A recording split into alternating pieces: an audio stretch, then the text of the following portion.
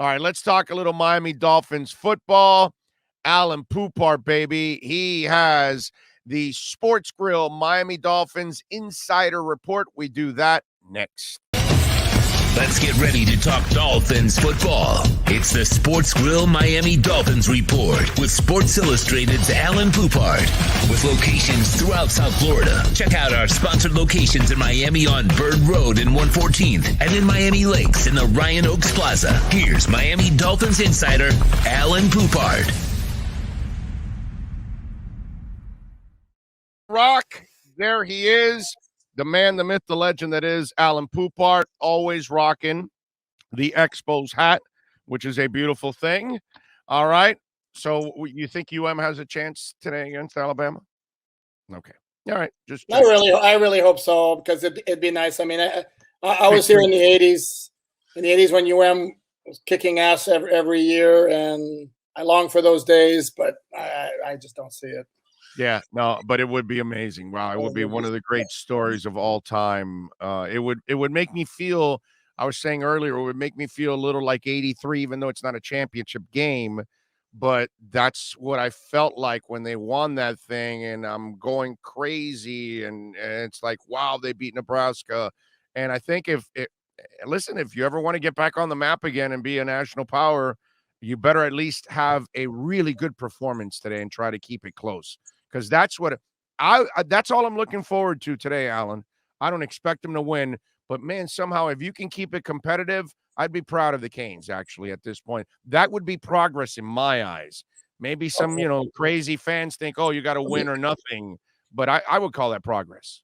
No question. They have to hang in there. That's the bottom line. And here's another angle for me: is I would really like a college football season where we don't automatically pencil in Alabama, Clemson, Ohio State. And then the fourth team's going to be Georgia or Oklahoma before we haven't played a game. Yeah, no, you're right.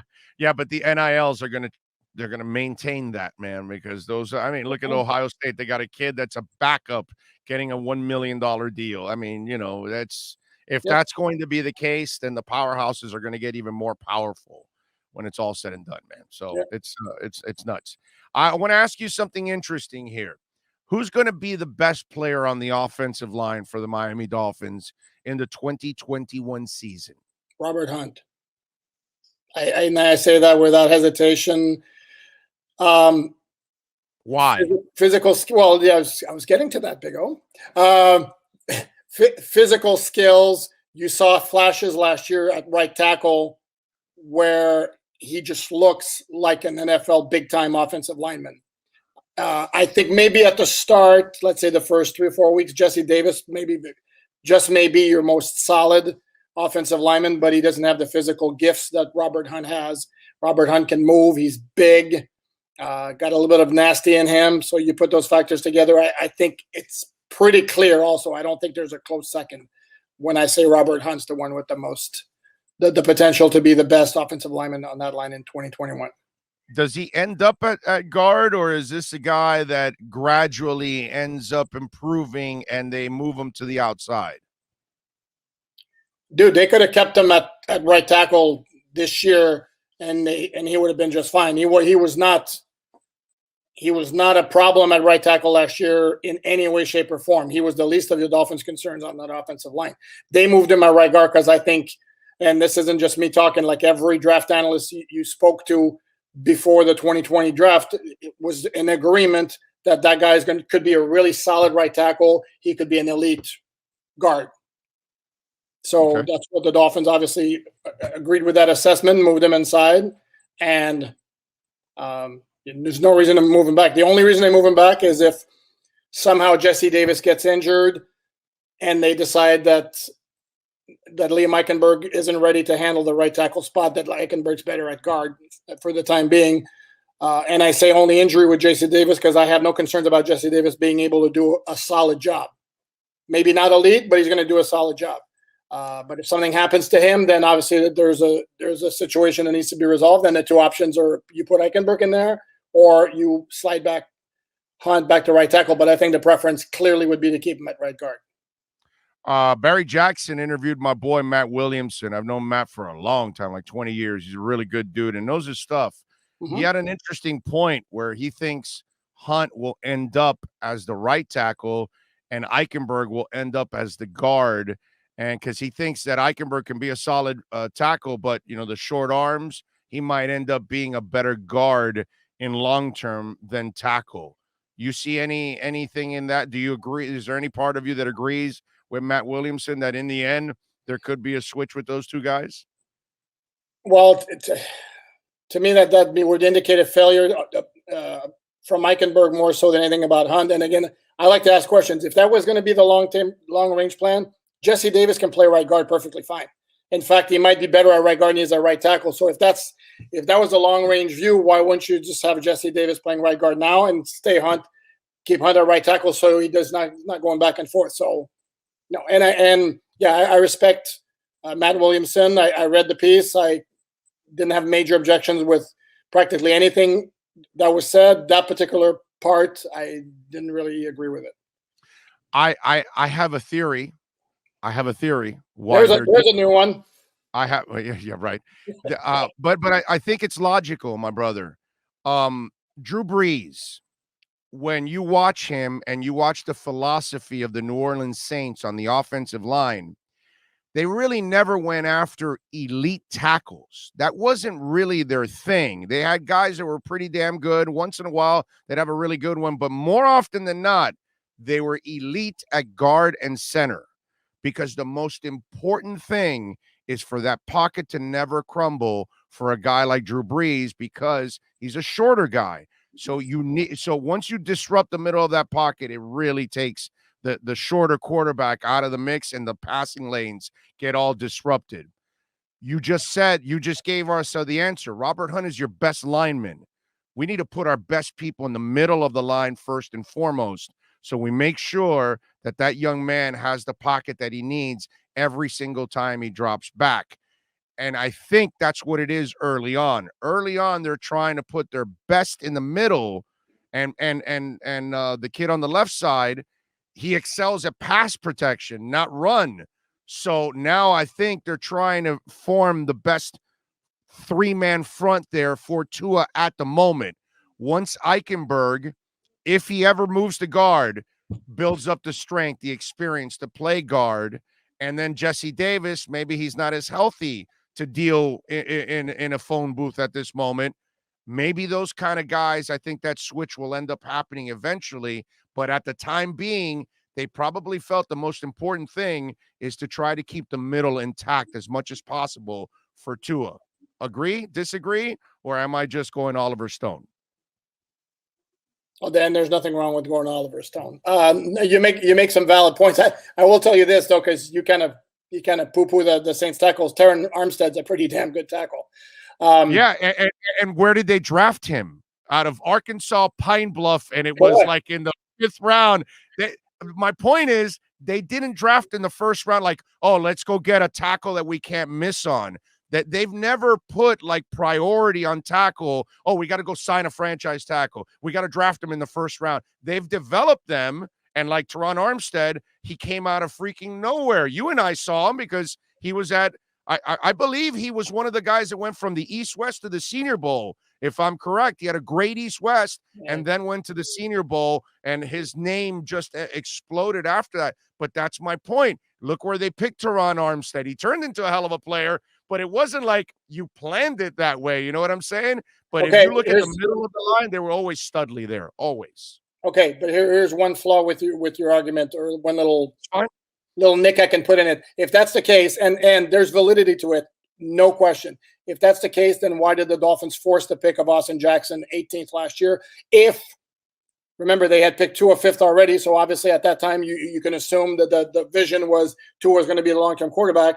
If the plan is to be really solid in the middle of the offensive line, I think we can pretty much agree that Austin Jackson was picked because the Dolphins really, really, really, really wanted a tackle at that point. Yeah. But you normally don't take guards at 18. So I guess that's okay. Then they could have picked a different position. The Austin Jackson pick. I'm going to have a hard time being convinced that there wasn't like a purely a need pick that we need to tackle that spot. Yeah. So that kind of goes against your theory, which. And by the way, even and to help you, Not only that, they ended up drafting a left for a left-handed quarterback. So they really needed the right side, not the left side. You know what I mean? But again, normally you don't draft a right tackle at 18. Normally you don't draft guards at 18. Normally you draft franchise left tackles that high. That's kind of the norm. And I guess that's probably what they went with. You know what I'm saying? So yeah, you're right about that. I can't argue that, but again, that's why I think they moved Hunt inside, and Solomon Kinley and Dieter has actually done a solid job. So I also think Hunt has a higher ceiling than Eichenberg personally. So I don't know that I'd see a time where they'll decide Eichenberg's better suited to protect the middle for Tua than Robert Hunt. But that's just, I mean, that's just me. All right, we didn't when we had you on and Omar too, and now we're gonna have Joe, but we didn't really get a lot of conversations with Joe. We didn't end up talking a lot about Robert Jones. What was your assessment of the young man? Because as I've said and I've reminded people here, they're not going to hit on all 5 linemen. I don't know which ones are going to fail, but 1 or 2, maybe even 3 of the guys are going to fail. Okay, that's the numbers. So you're going to have to find another gem somewhere. Is Robert Jones that guy? What did you see in him? What do you know about what they saw in him that they kept him? Well, right away, consider the fact that they gave him the highest guarantee or bonus when they signed him as a UDFA. I believe he tied for highest in the entire league. So that tells you right away that they viewed him as a guy who was clearly draft pick worthy and ended up being a rookie free agent. So that's number one. Number two, again, in looking at the offensive line throughout training camp early on, he was getting an awful lot of reps with the 2. So right away you can tell, okay, the Dolphins think highly of him. This guy's got a shot. And then you get into games and you zero in on him, and there's not once where he looked overwhelmed, as opposed to say, and I don't want to take a shot at the kid because he's now in IR, but as opposed to say Larnell Coleman, who you can see, especially in that preseason game against Cincinnati, you're like, dude, this is too much for him. He's not ready for the NFL. Yeah. There was never any moment like that with Robert Jones, and it goes beyond the viral video of him pancaking a Cincinnati guy 5 yards down the field, which is great, but it gets more about consistency. And again, he looked like he belonged in the middle of an NFL offensive line. So it wasn't. In fact, I did a roster projection last week. And pat on the back here, I had Robert Jones on the 53. So that he wound up making it didn't surprise me. That's strong on your part. And again, it's a guy that we didn't really talk a lot about. So I'm really intrigued.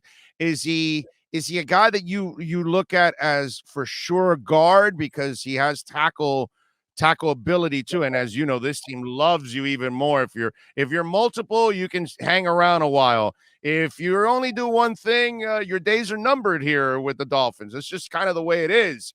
Unless that one thing you do is so freaking dominant that they can't let you go, But what's his strength? Do you see him more as a guard or a tackle, or do you see a lot of Robert Hunt in him that he might be able to excel at both?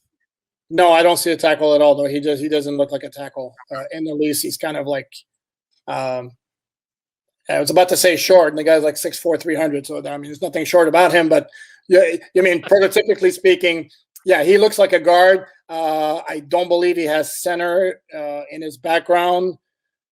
I think that certainly something that can be taught. I think that if he's going to be multiple at some point in his career, it's going to be center guard, not guard tackle. All right. Anything intriguing for you in the practice squad moves? Is there a guy there that they picked up from somewhere else, or a guy that they were able to keep from the training camp that you really think could be a contributor as the year goes on? Well, the 2 who jump out at me is Kirk Merritt. I'm very surprised that nobody picked him up waivers. Me too. And we spoke. I mean, the guy looks. We want to talk about looking the part. I mean, that guy looked good. So yeah, very surprised that we're able to get him. And it's not likely the Dolphins will have injuries at wide receiver because they never do. But in the event they do, okay, I kid. So by week 1, he'll probably be elevated. Who knows? But yeah, I would expect him at some point to get playing time. And the other one that obviously sticks out is Jabal Sheard. the veteran pass rusher who hasn't been that productive lately, but early in his career certainly had something as a pass rusher. He was a force. Yeah, he was a force, and so there's something there, and he fits the mold of a 3-4 outside linebacker. Florida kid, right? Yeah, Florida kid, played at Pitt. Yeah. Well, there's definitely something there, and I like that they were able to get Sinnott on the practice squad because, again, there's something there. I don't know if he'll ever play an NFL regular season game. I don't know if it'll pan out, but there's something to work with there, and I think it's be interesting to see how he develops. Yes, he has all the skill sets of a real quarterback. The pocket awareness, the moxie back there. I mean, when I saw him rolling out and telling the guy, go deep, go.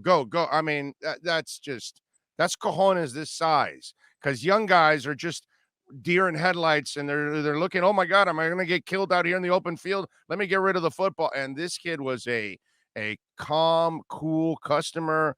I like Sinnott, man. I'm with you. I think if he's not playing here, then dude, go to the CFL and make a living, bro, and play and start somewhere, because it looks like he's got some kind of skill set that you can work with.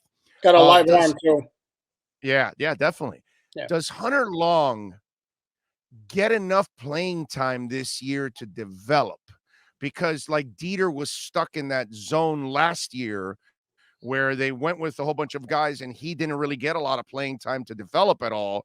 He had to sit back and watch a lot last year and play very little.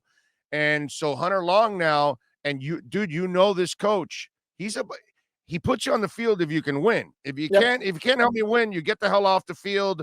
I'll get somebody else. Well, dude, Shaheen has been an ass kicker. He looks like he and Tua have got, rhythm. And Gesicki, you know that he can play, and he's hungry to get his contract. So you got two motivated dudes that are playing really well. Where's the playing time for Hunter Long to develop this year? Are you concerned about that? Oh, no question. And which is why the pick was weird to me in the first place, if they're going to keep everybody, because you just mentioned Gesicki and Shaheen, who are clearly your top two pass catchers right now. But if they go blocking mode for a tight end, it's Durham Smythe. And then Ethan Carter, who is easy to forget because he's not a big name, but dude looked really good catching the ball in training camp, and he's you have constantly told us this, by the way. You have constantly been telling us about Ethan Carter. Yeah, because I mean, like I said, I'll be honest. I know a good percentage of players around the league, and the Dolphins signed him as a free agent. And I had to call my colleague in Cincinnati. I'm like, dude, I've never heard of the guy. Can you tell me something about him? And then book on him as a special teams, and he's a blocker. Well, training camp starts, and like dude's getting open and catching everything inside. I'm like, whoa, what's going on here? So, I mean, he's legit. So where does Hunter Long fit into all of this? And again, keep in mind, they signed Carter to a 3-year deal as a UFA in the offseason when they already had their top 3 guys back from last year. And then they go ahead and draft Hunter Long in the 3rd round, which is why, to me, all along, it smelled like there was a move coming at that position. Right. Because what are you going to do? You can basically give Long a red shirt here. I mean, that's what it's looking like to me, at least. If everybody's healthy, does he not wind up on the inactive list? I mean, that's as a 3rd round pick. That's kind of weird. Yeah. And there's something there where as far as pass catching ability, he gets open downfield. I mean, he had a bad drop against Cincinnati in the preseason finale. That's a catch he's got to make, but he moves very well down the field, and he's going to get open. He's going to catch some passes. But what's he doing 2021? That's a great question. Who's going to lead the team in sacks this year? One would imagine be Emmanuel Ogbah. Motivation. He did last year. If it's not him, I didn't see enough from Jalen Phillips in training camp to be overly excited about what he's going to do sack-wise. And if it's not Ogbah, I wouldn't be surprised if it was Andrew Van Ginkel, because the dude looked good in the summer. And it's just a continuation of how we did last year. I mean, he didn't get as much playing time as other guys, but every time he was on the field, he's making things happen. And he looks like the same kind of guy. So wouldn't surprise me if it was Van Ginkel. Yeah, I think you're going to start seeing more Van Ginkel jerseys around the stadium as this year goes on, because if this kid continues at this trajectory, then this should be another breakout year for him. And I think he becomes a fan favorite. I think he's already kind of an under the radar fan favorite right now. I think a lot of people have really, grown to like this kid because he's always around the damn ball, dude. You can't teach shit like that, bro. Once you see those kind of guys like Holland, there's something about that, dude, that you just don't teach that kind of stuff. Sinet, we were talking about, you don't teach those instincts that he has back there. Either you have it or you don't. You know what I mean? When I watched him, I'm like, Tannehill never had that stuff here the first couple of years. Never had it, period. Forget the first couple of years. He developed it. Excuse me. He developed it when he joined the team that had a monster running back that every opposing defense has to focus on, and he can do play action passes to guys who were running open down the field. Yeah. Well, no offense to Ryan, but it is what it is. I'm with you. All right. So what are you working on in SI so folks can check you out, my brother?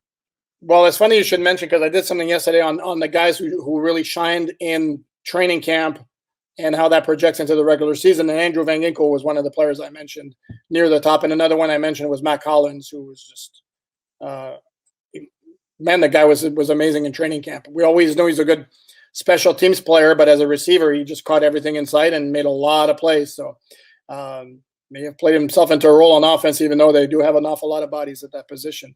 Doing a mailbag today and maybe a couple of other things, but I want to get done before 3:30 p.m. because I do want to see if the Hurricanes can pull off the big upset and hand our good friend Nick Saban a loss early in the season.